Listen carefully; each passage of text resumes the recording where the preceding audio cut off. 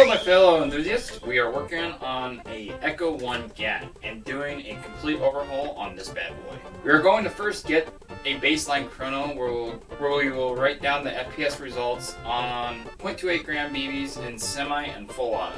Then we are going to take this thing apart and install some upgrades.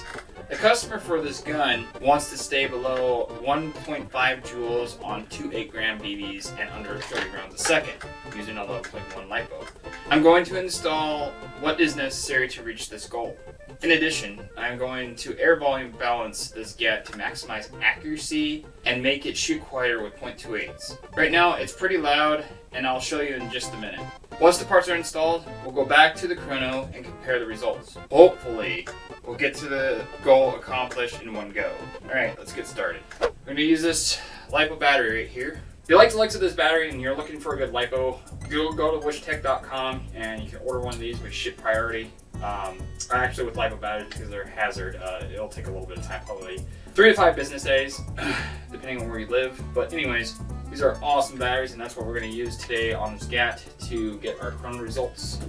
That being said, I do a performance airsoft sheet here. And what I do, well, I hope you guys can see this.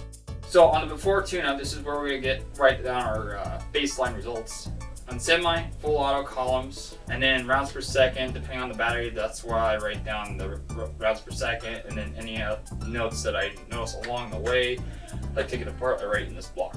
Starting up here, we got max amp draw. So I try my best to test amp draw between the battery and the airsoft gun itself on semi and full auto. That's good to know, just to compare to after the fact we've upgraded. The device that I use to test this, it's called Toolkit RC. This measures max amperage pull, and this is great to have so I can compare apples to apples.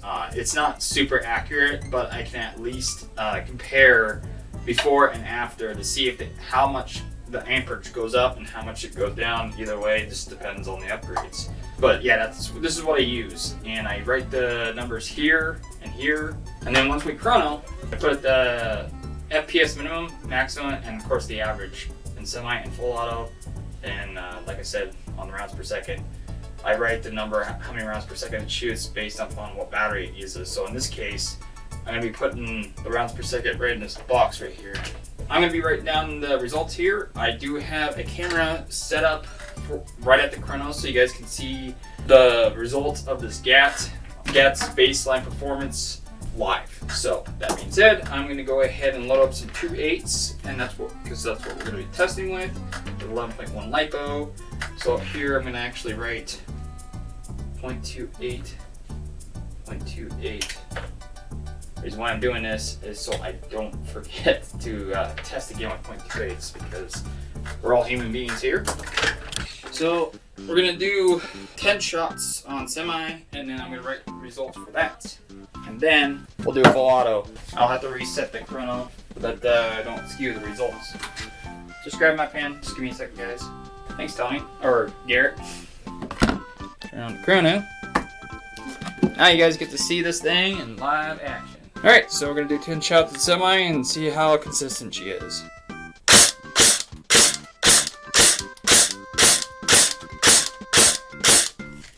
Not bad. Gary, you said this thing is stock, right? I'm going to go ahead and write down those results. I'll be writing down the max, minimum, and average. We sell these on our website. They're really budget friendly. Our bottles from 2.0s all the way to 3.2s hold 5,000 rounds, and the prices reflect that. So if you want to get yourself some, we do ship these priority, and they can get to you no later than 3 or 4 days. Business days, that is. So yeah, really great BBs. I personally use them.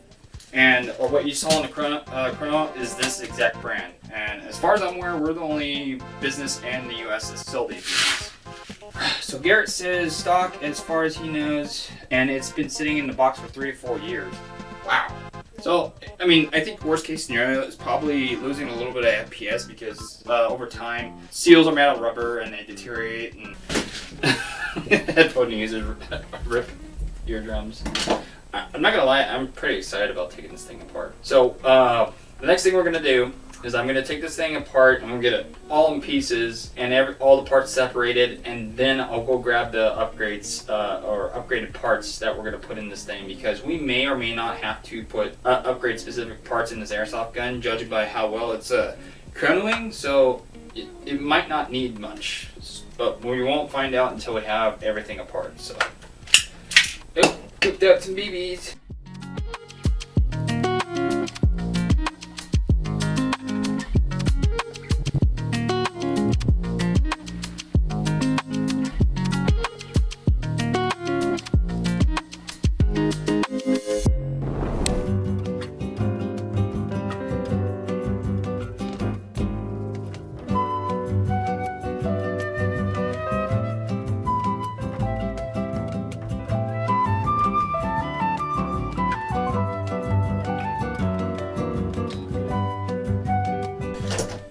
So if you're new to Wyshtech Airsoft, just so you guys know, I do work on custom builds for customers on a regular basis. So I have a lot of knowledge, so if you want to ask me any questions or you want a build done for a specific airsoft gun, you let me know. And I'll gladly answer your questions and or help you out reach your goals for your airsoft gun. So what I'm doing right now is I'm pulling back the anti-reversal latch. That's what keeps the gears from spinning backwards. And as you can see, the piston is cocked back a little bit. And if I leave it like that and try to take apart the gearbox, it's going to be extremely difficult to open up this gearbox and not have the spring guide that's sitting underneath the spring shoot out like a rocket. So to lower that chance, I'm going to release the gears.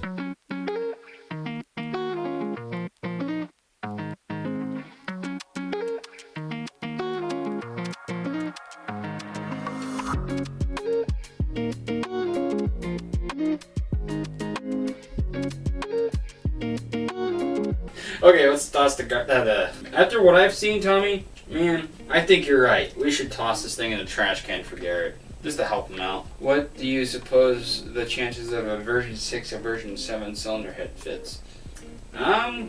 We could try it, but the one thing's for sure is that we'll have to if the, excuse me, English is hard, let me tell you. This cylinder head has a groove right here. If you see that groove right there that's been cut out? It's for right here on the gearbox. So if anything, I'll just have to mill the cylinder head if we have to. But other than that, I might do some radiusing right here on the bottom. And right here there's a lot of material, so I don't think I'll radius that part. Yeah, it's too low, so we can't use an SVD. Just confirmed, version 6 or 7 or the SVD cylinder heads do not fit the GAT. All because the nozzle location on the GAT is just under centered. Still just too low. So version 2 or 3 won't work either. I don't use Aztec pistons anymore. Hate to say it, but I'd rather use a Cyma FMR rack piston. So we'll probably end up going with that. Got them in now that has silent piston head and dual O-ring, so it doesn't rub on the cylinder wall. So that being said, I'm gonna start lining up parts here, and I'm gonna keep this nozzle so I can actually measure it. Let's see what the length is. So if you guys are wondering what the nozzle length on the GAT is, 20.6. And EPES, which will be amazing, because then if you think this airsoft gun shoots consistent now, and it's also gonna that's mainly gonna make the FPS jump. Yeah, a 20.7 might work. Worst case scenario, I can just put a spacer, but I think we'll be fine. Go online, man. Just look up let's see, custom paint jobs on rifles. So that's the parts that we're going to be using on this GAT. Okay, so first things first, I got to radius right here on the gearbox, and then I'll put the bearings in. Guys, I have to step away from the desk here. Unfortunately, I don't have a camera set up to show you guys how I Dremel. But I'm basically using my Dremel and a carbide bit to carve out a radius part on this gearbox on both sides of the shell. The Cyma full metal rack. This thing is way more durable than the Aztec piston, and it's cheaper. 15 bucks for this guy versus 20. And they're sitting nice and flush with the gearbox, so nothing should bump into them and knock them down. Now we're gonna do everybody's favorite. We're gonna shim. Where the gears at? Aha! Time to shim. After we're done shimming, doing the shim chiroo, then we'll put the compression system together. Everybody's favorite. Honestly, I like doing that. One other part that we're going to put in here too is a EPS sector delay chip. These ones don't cause misfitting issue because they don't pick up, not misfitting issue, but FPS issues. Front facing part of it is trimmed nice and flat, so it doesn't create FPS inconsistencies or template timing premature engagement. Right now I'm tightening up these screws because they're always usually loose a little bit, so I usually give them about another quarter turn and then never have a problem with them again. So I usually start with the biggest and work my way down to the smallest as I'm shimming, and I always start with the sector gear, then I do the spur, and then I do the bevel, and then I do a motor height adjustment, or I check the motor height, and then I make sure, then I shim the bevel to the pinning gear on the motor. This guy right here. But this is going to be different because the Warhead Industries motor comes with its own pinning gear, and they mesh really well with these rocket gears. On a high rate of fire, the gears are damn near silent. You barely hear them, and they're not even helical. So the gears, the grease I use is Super Lube, silicone lubricating grease. I am thinking about changing to a grease that has molybdenum. I can't remember the name of it. It's like a complicated name. But what I'm doing right now, I'm putting some grease on the axles so that when I put the shims on, they stay and they don't fall off. Tire stripe is the way to go, in my opinion, but that's just my preference. Wasabi. Look at that. This is why I like J-cage bearings. Look at this. I barely touched that, and she's spinning. She's doing spinny things. I mean, it's still going. When it comes to the bevel, I'm gonna remove the motor and then put the motor cage on. And I do this with the AK or any gearbox that has a motor cage to simulate the crimping force on the bottom, because that could deform the gearbox or clamp it more and give you a false test when you're shimming the bevel gear. I'm gonna have to take the motor out of this anyways.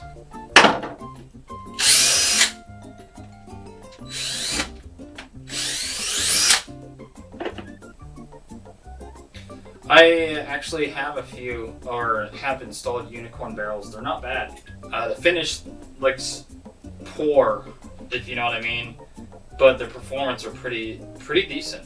Did you see any performance change there, call sign? For that one screw that was here. I probably went to the damn floor. Like all the very common thing that happens. Shit likes to go to the floor and I lose it. It takes me an hour to find it. Itching on my wrists are just not fun right now. Pretty burnt out, guys, not gonna lie. Might have to continue the stream on another one. I got the brain done, guys, which means that I'm about too tired to continue on, as I'm afraid I'm going to make a mistake.